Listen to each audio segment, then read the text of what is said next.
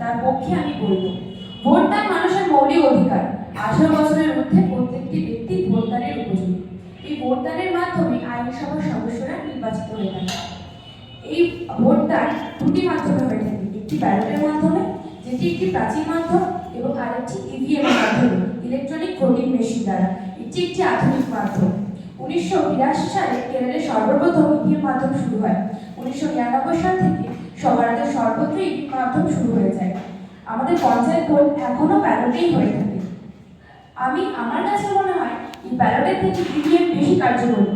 কারণ আমি আমার বাবা দাদুদের কাছ থেকে শুনেছি আগেকার দিনে যখন ভোট হতো ঘন্টার পর ঘন্টা লাইন দিয়ে মানুষকে ভোট দিতে হতো। আর এখন এই আধুনিক যুগে মানুষের সব সময় নিজেদের সময় বাঁচিয়ে চলে। সেই জায়গায় দাঁড়িয়ে আমার মনে হয় ইভিএম বেশি কার্যকরী। কারণ হচ্ছে যে ইভিএমে আমরা ভোট দিই একটি বোতাম টিপে, খুবই সময় সাপেক্ষ। তাই এই সময় দাঁড়িয়ে ইভিএম থেকে ব্যালটকে বেশি গুরুত্ব দেওয়ার কোনো মানেই হয় না। আর আমরা যদি বলি নেদারল্যান্ড, জার্মানি, আয়ারল্যান্ড, এসব জায়গায় সবাই বলবে যে ব্যালটে ভোট হচ্ছে তো, কিন্তু ভারতের সাথে জার্মানি, নেদারল্যান্ডে তুলনা করতে গেলে হবে না। তাদের জনসংখ্যার থেকে আমাদের ভারতের জনসংখ্যা অনেক বেশি। এই বিপুল পরিমাণ জনসংখ্যার দেশে যদি আমরা ব্যালটে ভোট করি তাহলে কত পরিমাণ খরচ হবে সেটা সকলেই আমাদের জানা আছে। এই শুধুমাত্র ভোটের জন্য এত পরিমাণ অর্থ খরচ করার কোনো মানেই হয় না যখন তার বিকল্প একটি পদ্ধতি আছে ইভিএম।